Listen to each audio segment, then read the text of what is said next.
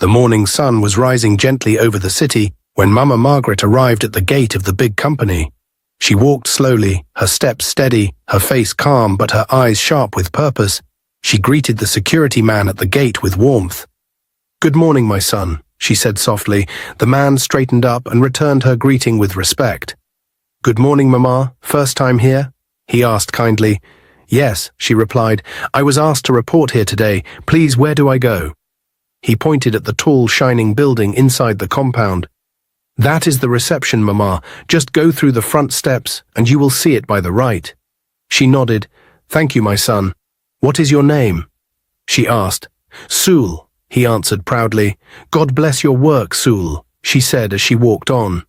The company compound was wide and filled with cars of different kinds. People were walking fast in neat suits. Some were holding coffee, some were on the phone, some carried laptops and files. Their faces looked busy and serious, but Mama Margaret paid them little attention. Her mission was bigger than herself. She was not here to be seen. She was here to watch, to listen, to learn, and to find the truth hidden in people's hearts. For many years, she had been a wealthy woman, known and respected. Her businesses stretched across cities, her companies employed hundreds, but all her wealth could not buy her son a wife who loved him for who he truly was. Too many women had looked at him and seen only his name, his car, his position, his money. They smiled with their lips, but their eyes searched for the bank account. They spoke sweet words, but their hearts were full of calculations. So she decided on a plan. She would hide herself. She would come as an ordinary cleaner. She would see the truth of people when they thought no one important was watching, and somewhere in this building she believed she would find the woman whose heart was pure enough to love her son, not for what he had, but for who he was. As she reached the front steps, two young staff were coming out, a man and a lady, both laughing as they looked at something on a phone. Mama Margaret greeted them gently. "Good morning. Please, where is the receptionist?" she asked softly. But the man wrinkled his nose and waved his hand in the air. "Ah, old woman, what is this smell? Did you bathe with mop water before coming here?" The lady laughed loudly and added, "Maybe her children abandoned her and she came here to disturb us. Old woman, where are your miserable children? Why are you even in this place?" The man smirked. "If your children loved you, you would not be here begging for work." The words cut deep. But Mama Margaret did not change her face. She had learned long ago that anger only feeds insult. She bowed her head slightly and repeated, "Please, where is the receptionist?" The lady pointed carelessly, "Down that hall, and please don't touch the walls. They are cleaner than you." They both laughed and walked away. Mama Margaret breathed deeply, reminding herself that dignity is not given by others. It lives inside. She walked on until she reached the reception desk, where a young woman sat with a neat smile. "Good morning, Ma. How can I help you?" the receptionist asked politely. Mama Margaret smiled warmly. "Good morning, my daughter. I am the new cleaner. HR said I should report here first." The young woman stood quickly, her smile even brighter. Yes, Mama Margaret. I was told you would come." "Welcome. Please wait a moment. I will call housekeeping to come for you." Mama nodded. "Thank you, my daughter. What is your name?" "Ada," the receptionist replied. "God bless you, Ada. Your smile is medicine," Mama said kindly. Ada laughed shyly. "I try, Mama," she replied. At that moment the air changed as a woman in a black suit walked in briskly. Her face was serious and her eyes were calculating. "Good morning, manager," Ada greeted carefully. The woman ignored her and looked straight at Mama. Her eyes moved from head to toe without kindness. "This is the new cleaner?" she asked coldly. "Yes, Ma," Ada said softly. "Housekeeping is on the way." The manager folded her arms. "We are already late. The boardroom is dusty. The mirrors are dirty. Who is responsible?" Ada opened her mouth to speak, but the manager raised her hand sharply. "Not you, her." She pointed at Mama. "What is your name?" "Mama Margaret," she replied calmly. "Listen carefully," the manager said in a firm voice. "We expect speed. We expect silence. We expect results. Do not waste time. Do not loiter. Do not disturb staff with your stories. Do not use staff bathrooms. And do not touch the executive floor unless you are called. Do you understand?" "Yes, Ma," Mama answered. "One more thing. the manager added with disdain. Try to smell less like a rotten eggs. This is a corporate environment. Ada looked shocked, but quickly lowered her eyes. Mama bowed her head gently. Yes, Ma, she said softly. The manager gave a short hiss and walked away, her heels clicking like warning drums. Soon after, a woman in green overalls came in smiling. Mama, welcome. I am from housekeeping. My name is Rukayat. Come, I will show you around, she said cheerfully. Together they walked through the side corridor to a small room with shelves filled with cleaning tools. This is our store. This is your cart, Rukayat explained. Then they began their rounds, starting with the boardroom. It was long and elegant, with shining glass and leather chairs. Mama Margaret cleaned slowly but carefully, polishing the glass until it became invisible. Rukayat nodded approvingly. You are different. Many new cleaners just rush, but you are careful. Clean is not only clean, Mama said softly. Clean is respect. When she was cleaning the elevator mirrors, 2 young women stepped in. One day I will marry a CEO, one said proudly. I won't waste my beauty here forever. The other laughed. Forget CEO. I just want someone with a big car.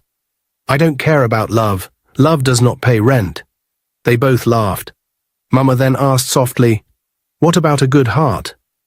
The women turned to her with irritation. One rolled her eyes. Auntie, a good heart cannot buy designer bags. Leave this matter. The elevator stopped and they walked out. Mama sighed deeply. If wealth is the only measure of love, then love is already lost. Later she found a young man struggling to clean a coffee stain from his shirt in the restroom. Good morning, Mama greeted. The young man looked up, embarrassed. Good morning, Ma.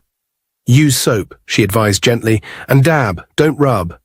He obeyed. The stain reduced and his face brightened. Better, she said. Is this your first week? He nodded. Yes, Ma. I am Daniel, an intern. I was nervous and spilled coffee before a meeting. My supervisor is very strict. I thought I ruined my chance. Do not fear mistakes, Mama said kindly. Fear refusing to learn from them. Supervisors bark, but they are also human. Work hard. Keep your heart clean and your work cleaner. Daniel smiled with relief. Thank you, Ma, he said and left. Just then the manager entered. Her eyes immediately hardened. Why are you still here? She snapped.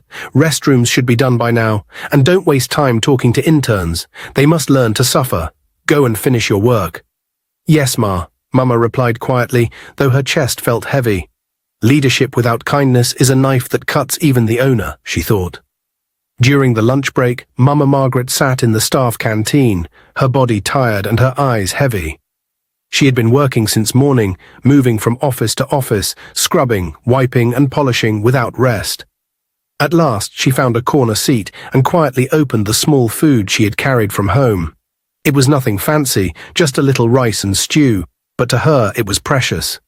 She whispered a short prayer and started to eat slowly. Her spoon had not gone far when a sharp voice broke her peace. It was the manager. She walked in with her usual air of pride, her face twisted in disdain. Leave that food now and go and clean my office. My boyfriend is coming soon, she ordered harshly. Mama raised her tired eyes. She spoke softly. Ma, I am so hungry. I have been working since morning. Please, my child, let me eat. My eyes are turning me. The manager's face darkened. She stepped closer and hissed. Don't you ever call me your daughter, you dirty old woman. Look how smelling you are. Ugly, dirty old witch. I dislike poor people. I never liked you and I will not like you. Get up now and go clean my office. Her words pierced like knives, but Mama Margaret swallowed the pain. She had learned that sometimes silence speaks louder than anger. She stood slowly, bowed her head and said, Yes, Ma. Then she obeyed, leaving her food behind on the table. The moment she left, the manager walked to the table with a wicked smile. She looked at the food with contempt. So this is what poor people eat? Dirty food, she muttered, then grabbed the plate and threw it into the trash bin. The sound of the rice splashing inside made some staff in the canteen look up in shock, but none dared to say a word. The manager adjusted her jacket proudly and walked out. Back in her office, Mama Margaret was on her knees, carefully wiping the corners of the room. Her stomach was empty and her head was light, but she kept working. As she polished the table, the manager stormed in again, her voice sharp. "Old witch, you are still here. Hurry up. My man is on his way. Don't be slow, you smelling woman." Mama looked up at her with tired eyes. "Ma, please, have I offended you? Have we met before? Why do you dislike me so much?" The manager frowned. "It's not you. I just don't like poor-smelling people. They disgust me. Please leave my office and never ask me any foolish question again. If you do, I will fire you." "Lazy woman." Mama lowered her head. "Yes, Ma," she whispered and left. Her heart was heavy, but her spirit stayed strong. When she returned to the canteen later, she looked for her food. The plate was gone. She turned to the trash and saw it lying wasted among the rubbish. Tears filled her eyes, but she did not cry aloud. She sat down slowly, her hands trembling. "Lord," she prayed silently, "give me strength. I don't know why she hates me so much. Help me to endure." Just then, Ada, the receptionist, walked into the canteen carrying her lunch pack. She had seen what happened earlier. Her heart was troubled. She came straight to Mama and placed the food before her. "Mama, take this," she said gently. "I was supposed to eat it for my lunch break, but don't worry about me. I will be fine. Please eat." Mama looked up at her with surprise. "No, my daughter, keep your food. You need strength for your work." But Ada shook her head. "I saw the manager throw your food in the trash. That woman is very wicked. Please eat this. God will provide for me. You need strength more than I do." Tears rolled down Mama's cheeks. She placed her hand over Ada's hand. "God bless you, my daughter. Kindness is wealth. You may think you are giving me food, but you are giving me life. May God reward you." Ada smiled softly. "Eat, Mama. Don't cry. You are stronger than her insults. That woman feels she owns the world, but she will regret her wickedness someday." Mama nodded slowly and began to eat. Each bite was heavy with both pain and gratitude. She whispered, "I don't know what I did to her that she hates me so much, but God sees everything.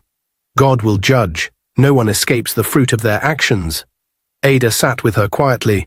"Mama, don't let her words enter your soul. You are not dirty. You are not ugly. You are precious. That manager is proud, but pride will destroy her." Mama looked at Ada with tearful eyes. "My daughter, you are a light in this place. Thank you." The next morning, Mama Margaret woke early and prepared herself for another day.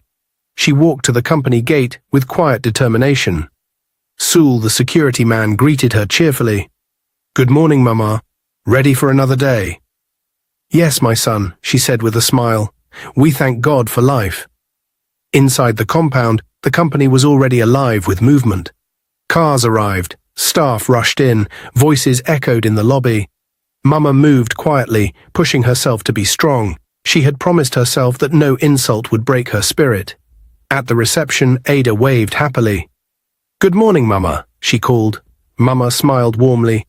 "Good morning, my daughter. Thank you again for yesterday." Ada leaned closer and whispered, "Mama, be careful. The manager is in a bad mood today.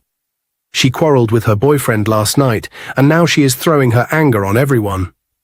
Mama nodded. "Thank you, Ada. God will help us." She went on with her cleaning duties. In the hallway, she overheard staff whispering about the manager. "Did you see her yesterday?" one said. "She was shouting on the phone in front of the building. Her man didn't come to see her. She was so angry." Another added, "She acts like she owns the place, but even her boyfriend doesn't respect her." Pride always comes before a fall. They both laughed quietly and walked away. Mama sighed. The one who insults others is often hiding their own wounds. Later in the day, the manager called Mama into her office again. She looked more bitter than ever. "Old woman, clean faster. I don't want to see you moving like a snail. Do you think this company pays you to eat and gossip?" Mama bowed her head. "Yes, Ma, I will work faster." The manager sneered. "You better, or else you will find yourself back on the street where you belong." Mama left quietly.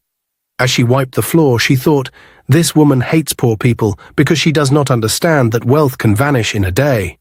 She does not know that true riches are kindness and peace of mind. She does not know that insulting the lowly is a seed that grows into shame." At lunchtime, Ada came again to sit with her. She shared half of her food. "Mama, I cannot let you sit hungry," she said kindly.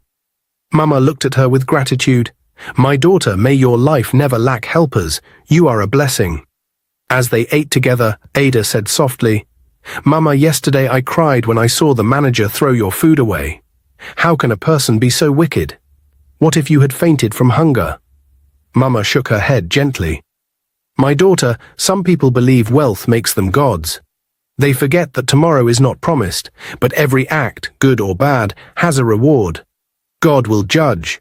We cannot repay evil with evil. We can only hold on to dignity." Ada nodded slowly. "Mama, you speak wisdom. I wish more people were like you."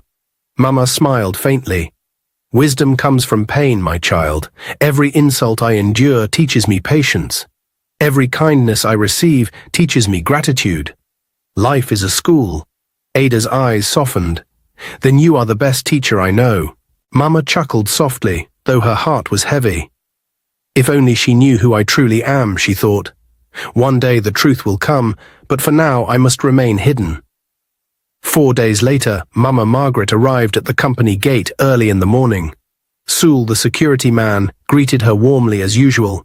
They stood by the gate talking. "Mama, how are you today?" Sewell asked kindly. "I am fine, my son," Mama said softly. "We thank God for life. How is your family?" "They are well, Mama. My little boy is starting school next week," Sewell said proudly. "Ah, that is good news," Mama replied with a smile. "Train him well. Education is light. Even if you give a child gold, without wisdom, the gold will be wasted. But if you give a child wisdom, he will find gold by himself." Sewell nodded. "Mama, your words are true." As they were talking, the manager suddenly walked up to the gate. Her face was twisted with anger, her eyes red as if she had not slept. She stopped and glared at Mama.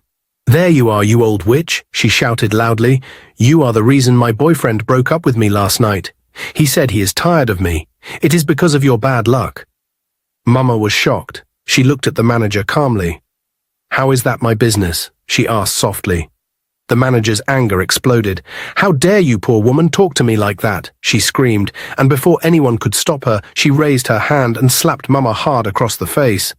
The sound of the slap echoed through the gate area. Sewell's eyes widened with rage. He could not hold himself anymore. He stepped forward, grabbed the manager's hand and pushed her back.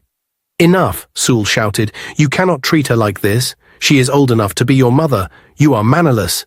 Wicked woman." The manager gasped in shock. "How dare you lay your hand on me? You are finished in this company," she screamed. By then other staff had gathered, watching the scene with wide eyes. Some whispered, some shook their heads, but no one dared to speak out loud. The manager ran inside furiously, and within an hour a meeting was called. The HR officer and other heads of department gathered. The manager told her story with anger, painting Sewell as the villain. She claimed he attacked her without reason. Sewell tried to explain that he only reacted because she slapped Mama, but the manager denied it. "Mama is lying if she supports him," the manager shouted in the meeting. "This is my company floor, not a village square." In the end, the decision was made. Sewell was fired. When Mama heard the news, her heart sank. She went to see him at the small guard post where he was packing his few belongings. She found him folding his uniform slowly, his face full of sadness, but also dignity. "My son," Mama said softly, her eyes wet with tears. "Why did you do that? You should not have raised your hand against her. Now you have lost your job." Shaw looked at her, his eyes shining with pain and love. "Mama, I could not watch her do that to you. She slapped you as if you are nothing. That woman is wicked. She is mannerless. I could not stand by and keep quiet." Mama placed her hand gently on his shoulder. "I know, my son. Your heart is good. But sometimes defending someone can cost us dearly. You have lost your job because of me, and it pains me." Sewell shook his head firmly. "No, Mama. Do not blame yourself. I will get another job soon. Do not worry about me. I will be fine. And Mama, when I get another job, I will help you find a better place too. You don't deserve this kind of suffering." Mama's tears fell freely now. She lifted her hands and prayed for him. "My son, may God open new doors for you. May your kindness never go unrewarded. May your children never lack helpers. I will miss you so much at this gate." Sewell bowed his head respectfully. "I will miss you too, Mama. You are a mother to me." They hugged tightly. Staff who watched the scene felt their hearts move. They saw the bond between the old woman and the security guard, a bond built on respect and kindness. Many whispered among themselves that Sewell was punished unfairly, but no one dared to speak it out loud because they feared the manager. As Sewell walked out of the company gate carrying his small bag, Mama Margaret stood watching with tears in her eyes. She whispered to herself, "The world may reward wickedness for a time, but God does not forget kindness. Sewell, my son, your good heart will lift you one day." Minutes later, Ada, who had gone outside to get something, returned to the building. She immediately noticed the tension in the air. Staff were whispering to one another. She walked quickly to the reception desk and pulled aside one of her colleagues. "What happened?" Ada asked. The colleague lowered her voice. "It is bad." The manager slapped Mama Margaret at the gate. Sewell defended her and pushed the manager. Because of that, Sewell was fired in a meeting. He just packed his things and left. Ada's eyes widened in shock. "What? She slapped Mama? And they fired Sewell?" The colleague nodded sadly. "Yes, everyone is afraid to talk. That woman has too much power." Ada's face burned with anger. She could not believe what she was hearing. She clenched her fists and marched straight to the manager's office without fear. The manager was at her desk, pretending to be busy. When Ada entered, the manager raised her head slowly and frowned. "What do you want here, receptionist? You should be at your desk." Ada's voice shook with anger. "How dare you sack Sewell? And you even slapped Mama Margaret. Who do you think you are? You wicked, mannerless woman." The manager's eyes widened. "What did you just say to me?" Ada stepped closer. "Yes, you heard me clearly. You lack home training. Your mother must be so disappointed in you.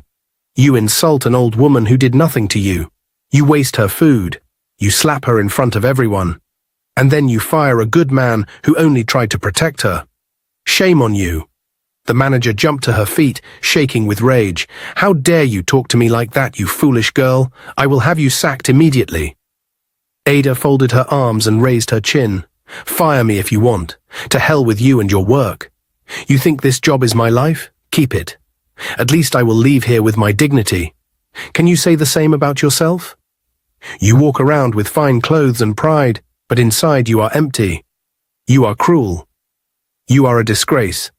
The manager's face turned red with anger. She raised her hand to slap Ada, but Ada caught her wrist mid-air and pushed it away forcefully. "Never you dare lay that filthy hand on me," Ada shouted. "If you try it, I will beat you mercilessly. You don't know who I really am. I will beat you so much that nobody in your miserable family will recognize you. Just look at you, a useless, loose woman who uses pride to cover her emptiness. You disgust me."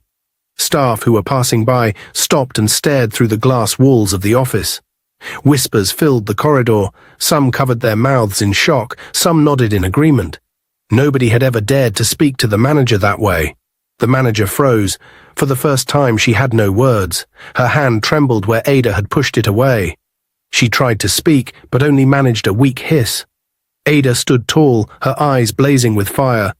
"Go on, sack me. Add my name to your list. But remember this day. Remember that someone looked you in the face and told you the truth you have been running from. You are a mannerless, heartless woman, and no amount of money or position will hide that.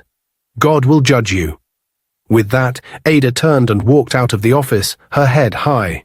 The manager stood behind her desk, still shaking with rage and humiliation. She had been insulted, challenged. She picked up her phone quickly and dialed a number. It was the direct line of the company's top boss.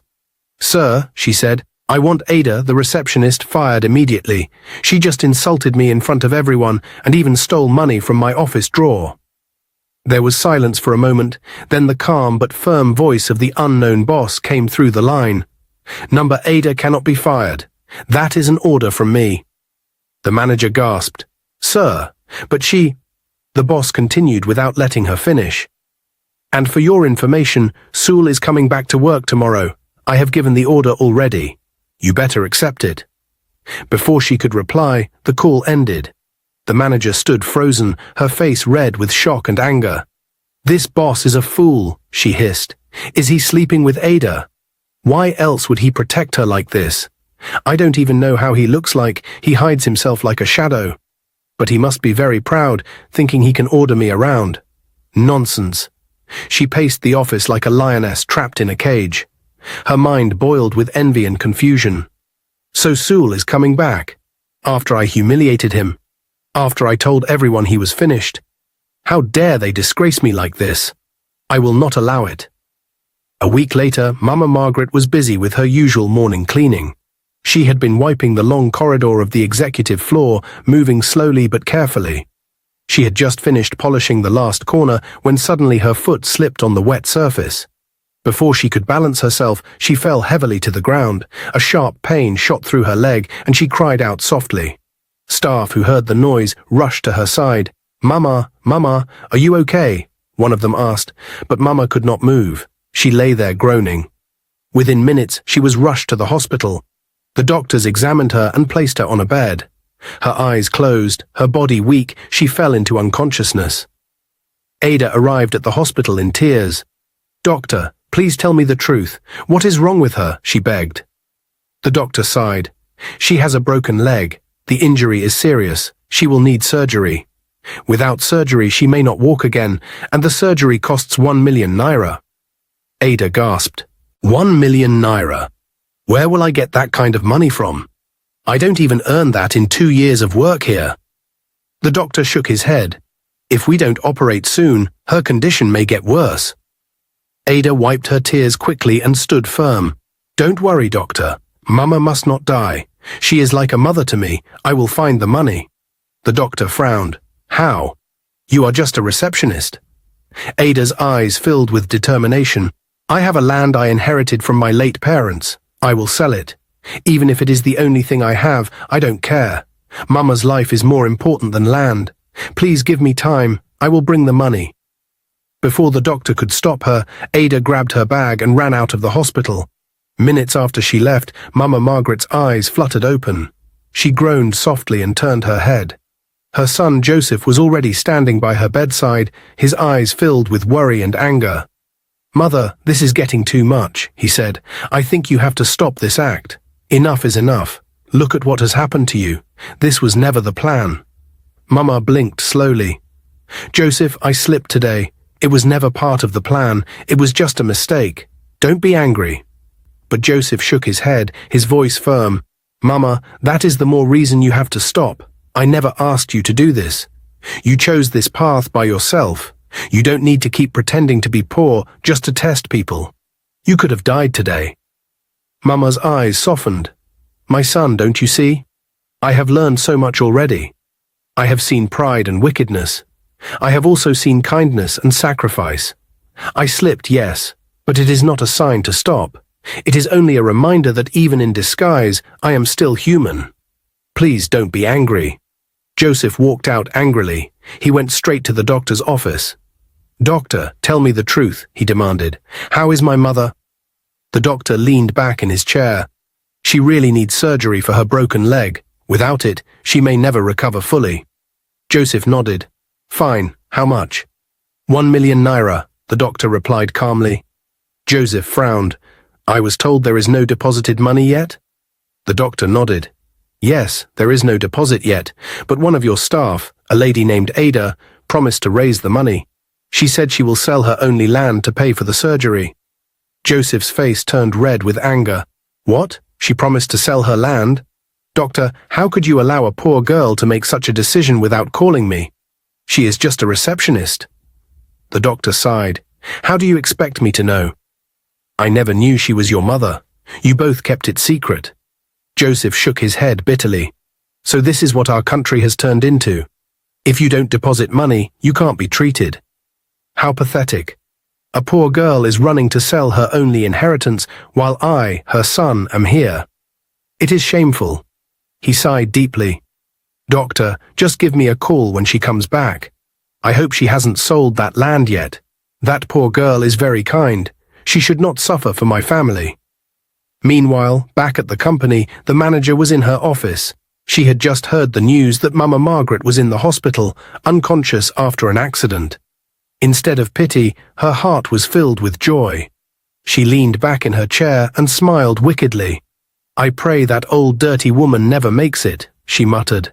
"She is so ugly and disgusting. One is down, 2 more to go. Ada and Sewell are next. Then this company will be mine to control." She laughed to herself, tapping her pen on the desk.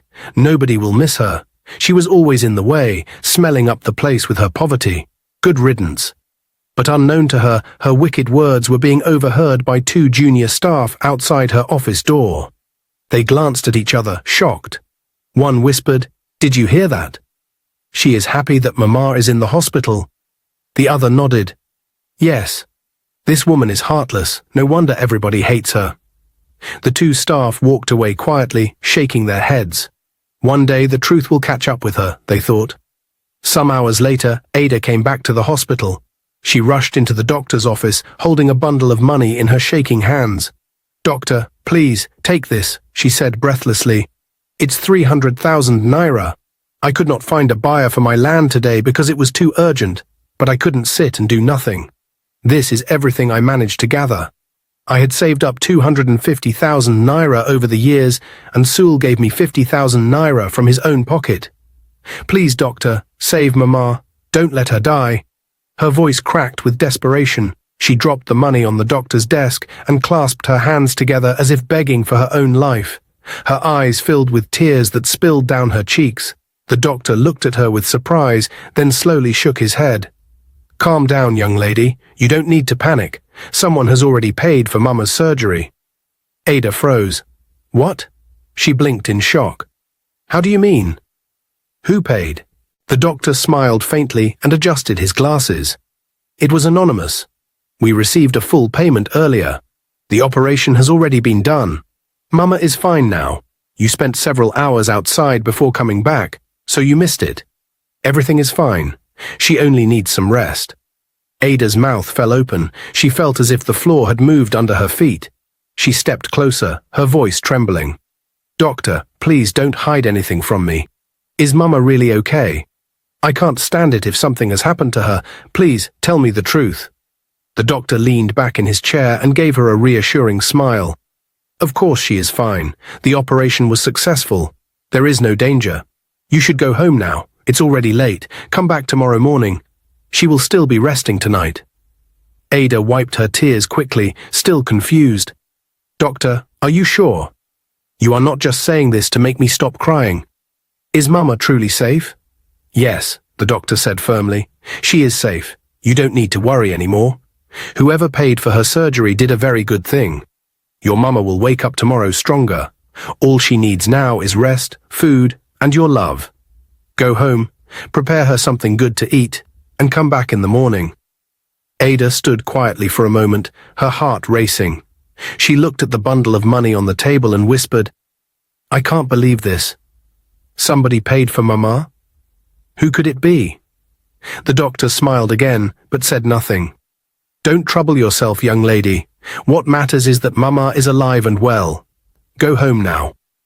Ada slowly picked up the money she had dropped. She turned and walked out of the office, her mind full of questions. As she stepped into the cool night air outside the hospital, she whispered to herself, "I will be here first thing tomorrow morning. I must see her. I must be sure with my own eyes that Mama is fine. Whoever paid for her surgery, may God bless that person. I don't even care if it is rich or poor. What matters is that Mama lives." Her heart replayed all the moments she had shared with Mama Margaret in the office, her gentle smile, her wise words, the way she comforted her after a rough day. Tears rolled down her cheeks again. "Mama is like a mother to me," she whispered. "God, please keep her alive for me. Please don't let her die. If she dies, a part of me will die too." She reached home late, too tired to cook, but she forced herself to boil rice and fry small stew. "Tomorrow I will carry this for her," she said softly. "She must eat well when she wakes up." She packed the food neatly and placed it on the table. Then she knelt by her bed and prayed, "Lord, thank you for saving Mama. Bless the person who paid for her surgery. I don't know who it is, but bless them. As for me, I will stand by Mama till the end. She will never be alone." Ada lay on her bed but could not sleep. Every time she closed her eyes, she saw Mama's face, pale and unconscious in the hospital. She tossed and turned until finally, in the early hours of the morning, she drifted into a restless sleep. By dawn, Ada was awake again. She washed quickly, picked up the food she had prepared, and rushed back to the hospital. Her heart beat fast as she entered the ward. She prayed silently, "Please, God, let me find Mama awake and smiling." When she stepped in, she saw Mama still asleep, her face peaceful. A nurse was by her side checking the drip. "Good morning," Ada said softly. "How is she?" The nurse smiled. "She is doing well. The surgery was successful. She will wake up later today. You can sit with her, but don't disturb her too much." Ada sat on the chair beside the bed, placed the food on the table, and held Mama's hand gently. Tears filled her eyes again, but this time they were tears of joy. "Mama, I am here," she whispered. "You will be fine. You are strong. Please wake up soon. I miss your voice." She sat there quietly for hours, watching over Mama like a daughter, refusing to leave her side. A few minutes later, Ada was sitting outside the hospital on a wooden bench. She held her head in her hands, thinking deeply. She was still confused about the anonymous payment. She wondered who could have paid such a large amount of money for Mama Margaret's surgery. While she was lost in thought, a young man walked up to her. He was neatly dressed, his face calm but firm. He stopped in front of her and spoke gently. "Hello, you must be Ada, right?" he asked. Ada looked up, surprised. "Yes, that's me. Who are you?" The young man smiled faintly. "My name is Joseph. I am Mama Margaret's son." Ada's eyes widened. "Her son," she exclaimed, "but Mama never told me she had a son." Joseph nodded slowly. "Yes, I know. She never told anyone. My mother is very stubborn. She wanted to hide her true identity while working at that company. She didn't want people to treat her differently because of me or because of who she really is. She wanted to see the hearts of people. That's why she kept everything a secret." Ada blinked, still shocked. "So, you are really her son? Mama never mentioned you. She always called me her daughter. I thought maybe she was all alone in this world." Joseph smiled kindly. "No, she is not alone. She has me. And now she also has you and Sul. She told me so much about the two of you. She told me how kind you are, how you always stand by her, how you even gave her food when she was hungry. She said you are like her own child." Ada's eyes filled with tears. "She said that? Mama said that about me?" "Yes," Joseph said softly. "She is proud of you. She said God planted you in her life for a reason, and I am here to thank you, Ada, for everything you have done for my mother. You are a rare person." Ada shook her head quickly. No, don't thank me. I only did what anyone with a heart should do. Mama is a good woman. She never deserved the insults, the hunger, or the pain she went through in that company. She is like a mother to me. I could never watch her suffer." Joseph smiled warmly. "That is exactly why I am thanking you. Good people are few. You stood by her when others mocked her. You defended her when others insulted her. And you were ready to sell your only land just to save her life. I heard everything from the doctor. I know what you were willing to sacrifice. I respect you for that." Ada wiped her tears quietly. "But doctor said somebody already paid for her surgery. Who was it?" "I don't understand." Joseph looked at her directly. "It was me. I paid for everything." Ada gasped. "You? You paid?" Joseph nodded. "Yes. I am her son. Do you think I would sit and watch my mother die? Never. I had to act quickly." Ada stared at him in shock. "Oh my God. All this time Mama had a son. And not just a son, but a son who could pay 1 million naira like it was nothing. Mama, why didn't she tell me? Why was she living like that, suffering insults, working like a poor cleaner?" Joseph sighed deeply. "Because that's the kind of woman she is. She wanted to test people. She wanted to see who would show kindness to her without knowing who she really is. She said many women chased after me because of money, but none showed true character. She believed if she disguised herself as a cleaner, she would see people's true hearts. And she was right. Through her disguise, she met people like you and Sulu. You have proven that good hearts still exist." Ada's mind was racing. "So Mama is rich?" Joseph chuckled softly. More than rich. But she doesn't like to boast. She believes wealth without humility is useless. She hid her true self because she wanted to protect me from fake love and protect herself from fake people. Ada shook her head, still confused. I can't believe this. Mama acted like she had nothing. She worked so hard, she cleaned with her own hands, she ate simple food.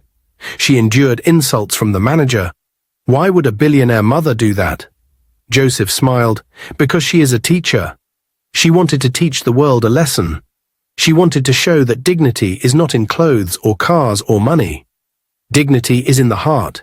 She wanted to prove that kindness shines even in the darkest places. And Ada, you have become part of that lesson. Ada's lips trembled. So all this time Mama was testing us, and I almost sold my only land for her. Joseph smiled softly. That's why I said you are rare. You didn't know who she was. You didn't care. You only cared about saving her life. That is the kind of heart my mother has been looking for. Don't worry, Ada. She will explain everything to you better when she wakes up. For now, just know this. You are very important to her. She loves you like a daughter. Ada wiped her tears again, but this time they were tears of joy. She looked at Joseph and whispered, "Thank you for telling me the truth. I was so confused. I thought I was going to lose Mama. But now I have hope again." Joseph smiled again. "Mama is strong. She will be fine. Go home now and rest. Come back tomorrow. She will wake up soon, and then you will hear the truth from her own lips." Ada looked up at him, still overwhelmed. "I will come back early tomorrow. I must see her. I must hear everything." Joseph smiled warmly. "You will. Don't worry." As Joseph walked back into the hospital, Ada whispered to herself, "So Mama has been carrying such a big secret all this time. Oh, Mama, I can't wait to hear your story." The next morning, Ada woke up very early. She hardly slept during the night because her mind was on Mama Margaret. She prepared food carefully and carried it with her. She went to the junction to meet Sul because they had planned to go to the hospital together. But Sula delayed. His bike broke down, and by the time he reached her, a lot of time had already passed. When they arrived at the hospital, Ada rushed inside with Sul following closely. She went straight to the nurse's desk. "Please, where is Mama Margaret? I am here to see her," she said anxiously. The nurse looked at her with calm eyes. "Oh, Mama has been discharged." Ada's mouth fell open. "Discharged? Just like that? Without telling us?" At that moment the doctor came out of his office and saw them. He smiled gently. "You both are here to see Mama?" "Yes, doctor," Ada said quickly. "How come Mama has been discharged?" "I was here yesterday. You told me to come back today. I brought her food. How could she just go like that without even waiting for us?" The doctor smiled. "Relax, young lady. Don't be upset. Your Mama is fine. She is safe. Her son Joseph took her home early this morning. He left a message for you." Ada blinked in confusion. "Message? What message?" The doctor took out a small envelope from his desk and handed it to her. "This is the address to their house. Joseph said both you and Sul should come over anytime you feel like. They want to see you." Ada took the paper slowly. "Mama? Left already? Just like that?" "Yes," the doctor said gently. "Don't worry. She is in good hands now. Go and visit her at home. She is resting." Ada then walked out with Sule. As soon as they reached outside, Ada stopped and faced Sule. Her eyes flashed with anger.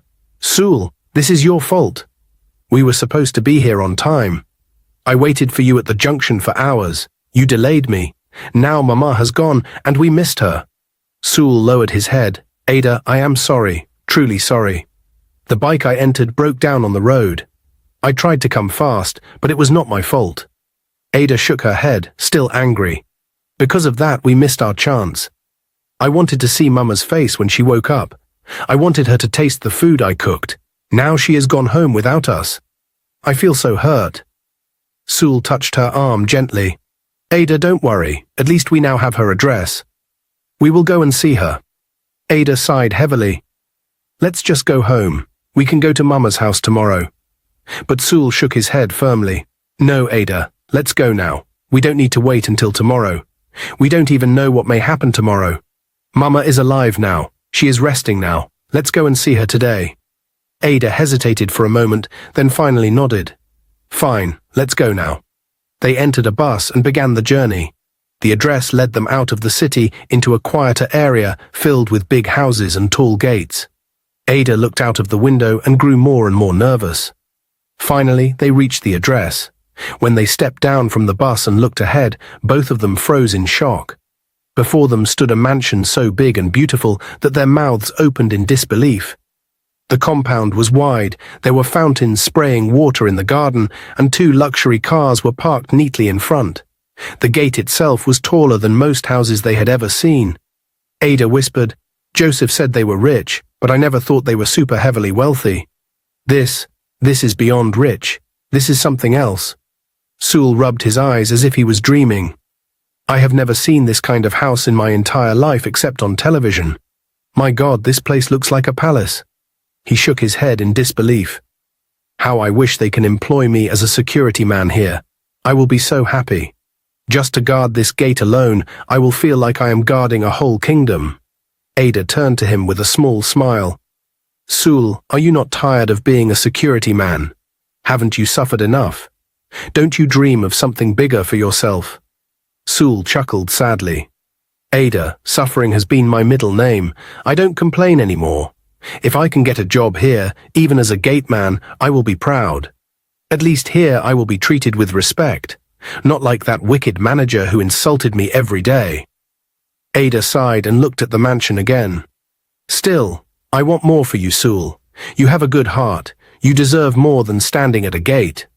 Sewell smiled faintly. "Thank you, Ada, but let's not talk about me now. Let's go and see Mama. I can't wait to see her face when she sees us standing here."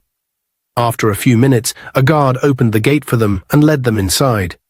Their hearts beat fast as they walked through the compound, past the fountains and gardens, until they reached the grand front door. Inside, the mansion was even more breathtaking. The floors were marble, the ceilings high, and chandeliers sparkled like diamonds above them. Ada felt her knees grow weak. She turned to Sewell and whispered, "So this is who Mama really is. She has been living among us, pretending to be poor, while all this was waiting for her here." Sewell shook his head in amazement. "This is not a house. This is a paradise." Just then, Mama Margaret appeared at the top of the stairs, walking slowly but with a smile. Her leg was still bandaged, but she looked strong and full of joy. "My children," she said, her voice full of emotion. "You came." Ada and Sewell ran forward and knelt before her, tears filling their eyes. Ada held her hands tightly. "Mama, you should have told me who you really are. I thought you were all alone in this world." Mama Margaret touched her face gently. "My daughter, I hid the truth because I wanted to see people's hearts. Many smiled at me when they thought I had nothing to offer. Many insulted me because they thought I was poor. But you, Ada, and you, Sewell, you both showed me love without knowing who I was. And for that, I will never forget you." Joseph walked down the stairs to join them. He smiled warmly at Sewell and placed a big white envelope in his hands. "Sewell," he said firmly, "for your kindness, your courage, and your loyalty to my mother, here is your reward. Inside this envelope is a check worth enough money to start any business you want. No more standing at gates. It's time for you to build your own future." Sewell's hands shook as he opened the envelope. His eyes widened when he saw the huge check. "Oh my God, sir, Mama, this is too much. I don't deserve this." Mama smiled. "You deserve it, my son. You defended me when no one else dared. You lost your job because of me. Now God has used me to give you a better future.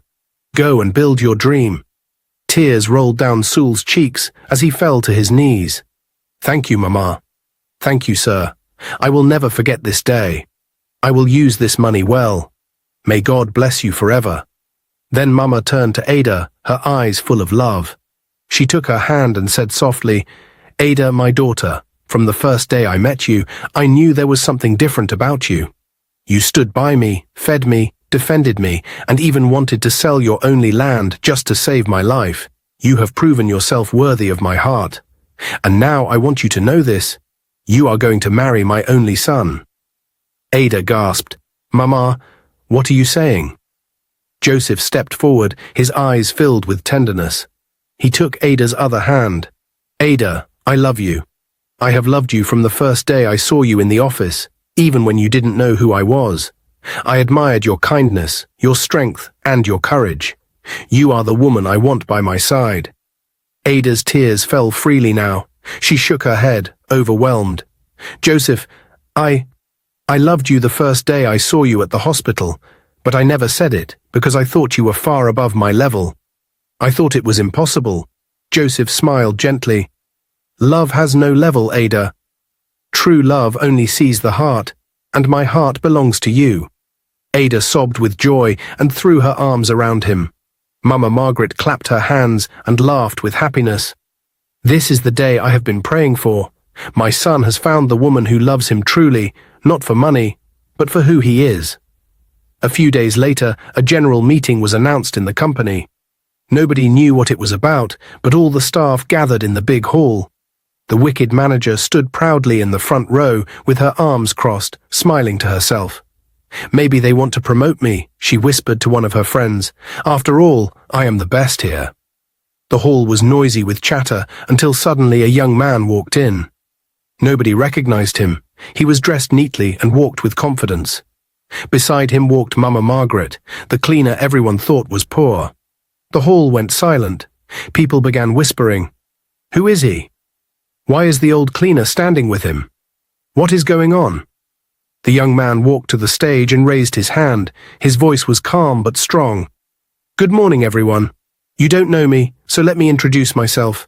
My name is Joseph, and I am the Chief Executive Officer, the owner of this company." The hall erupted in shock. Staff gasped loudly. Some held their heads, others covered their mouths in disbelief. "What? He is the CEO," one staff whispered. "But we have never seen him before," another added. Joseph continued, "Yes, I am the CEO. I chose to stay hidden because I wanted to see how this company was being run when nobody knew me. My mother to disguise herself as a cleaner and work among you. She wanted to see how you would treat someone you thought was poor and powerless." All eyes turned to Mama Margaret. Some people's faces turned red with shame. They remembered how they mocked her, insulted her, and treated her like trash. Joseph's voice grew firm. "Some of you showed kindness, but many of you failed the test. You mocked her. You laughed at her. You wasted her food. You insulted her age. And one of you even slapped her, especially you." His finger pointed straight at the manager. The manager froze. Her mouth opened but no words came out. "Sir, I didn't know. I thought she was just—" Joseph cut her off. His eyes blazed with anger. "You slapped her. You called her names. You even fired Sewell, a man more honorable than you will ever be. You failed not because you didn't know she was my mother, but because you lacked respect for humanity. And for that, you are finished. From today, you are no longer part of this company." The manager fell to her knees in panic. "Sir, please forgive me. I didn't know she was your mother. Please, just one more chance." Mama Margaret stepped forward slowly. Her voice was calm but carried power. "It is not me you disrespected, my daughter. It is humanity itself. You looked down on me because you thought I was poor. You slapped me because you thought I was powerless. Your pride has destroyed you. Go and learn humility." Joseph raised his hand sharply. "Guards, take her out." 2 security men entered and pulled the crying manager out of the hall. Her voice echoed as she begged, but nobody pitied her. Everyone had seen her wickedness with their own eyes. Joseph turned back to the staff. His voice echoed in the silent hall. "And for the rest of you who mocked my mother and treated her badly, your time here is over. This company will be rebuilt on dignity and respect. Let this be a lesson to everyone. Never look down on anyone. Whether rich or poor, treat every person with kindness, because you never know who they truly are." The hall was dead silent. Staff bowed their heads in shame. Nobody dared to speak. The truth had been revealed, and the lesson was clear. Months later, the mansion was filled with joy and celebration. Joseph and Ada stood hand in hand, dressed beautifully, as family, friends, and guests gathered for their wedding. Mama Margaret sat in front, smiling with tears of joy in her eyes. Sewell was there too, standing tall as a proud businessman, already running his new shop with success. When the pastor pronounced Joseph and Ada husband and wife, the hall erupted in cheers. Ada smiled through her tears and whispered to Joseph, "I still can't believe this is real." From receptionist to your wife. God is too good. Joseph kissed her forehead gently. You deserve everything, Ada. You gave me your heart when you thought I had nothing. Now I give you mine forever. They embraced as the crowd clapped and cheered. Mama Margaret lifted her hands to heaven and whispered, "Thank you, Lord. My son has found true love.